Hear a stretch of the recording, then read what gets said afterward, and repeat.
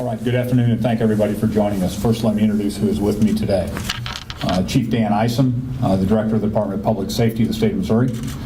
Colonel Ron Repogel of the Missouri State Highway Patrol. Chief John Belmer of the St. Louis County Police Department.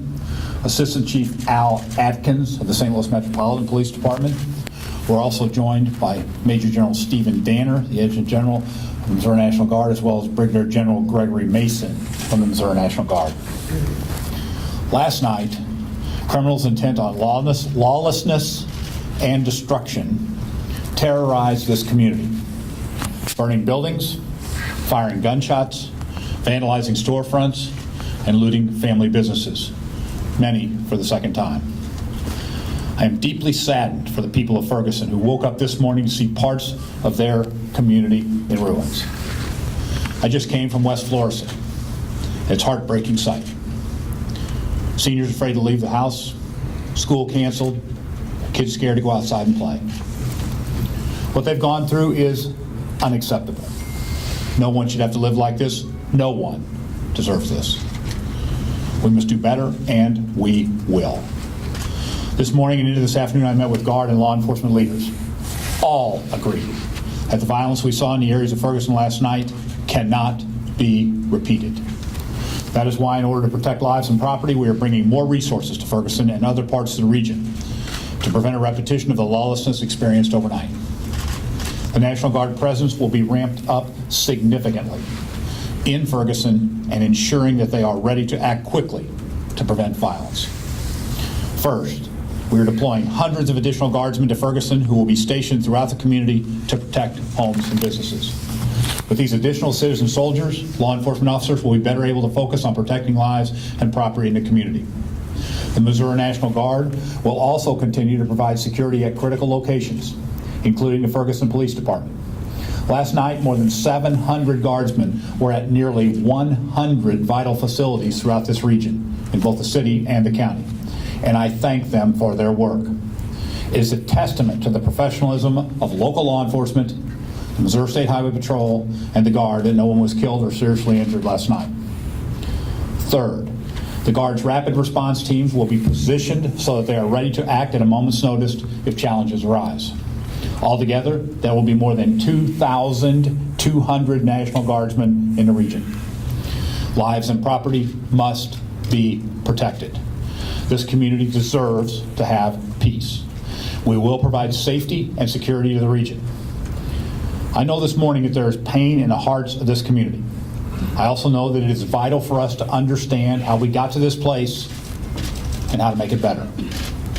I continue to be heartened by the steadfast work that so many people in this region are doing on behalf of peace and understanding to avert violence and move forward together. I'll now call on some folks to say something, and I'll be glad to take questions. Let me first call on the commander here, Brigadier General Gregory Mason. General Mason. Thank you, Governor.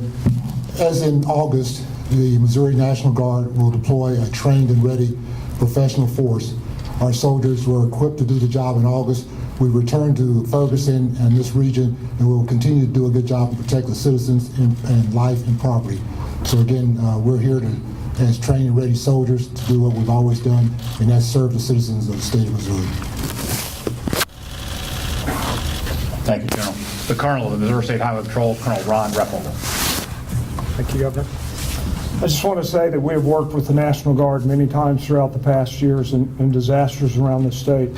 Last night was a disaster, and we're prepared to team up again with the National Guard, with the other local law enforcement, to address this tonight. As the Governor said, we cannot have a repeat of what happened last night.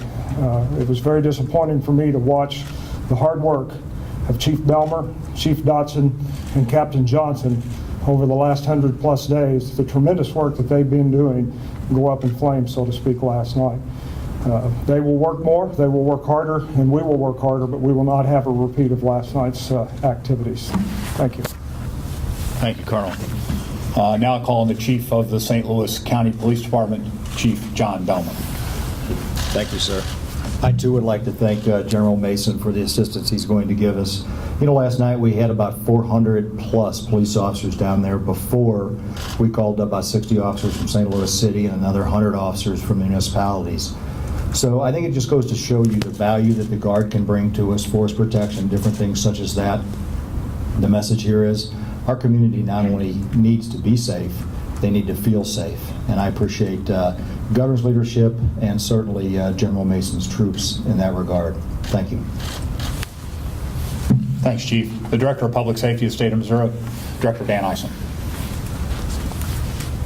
It was clear that last night was a disappointment in so many ways.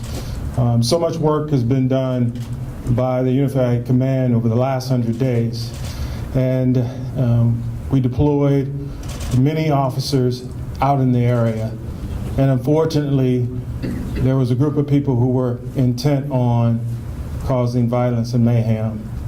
We will do better tonight. There will be a significant presence in the community, and we hope that we will protect the property and protect the businesses of those people in Ferguson and also throughout the city of St. Louis and our community.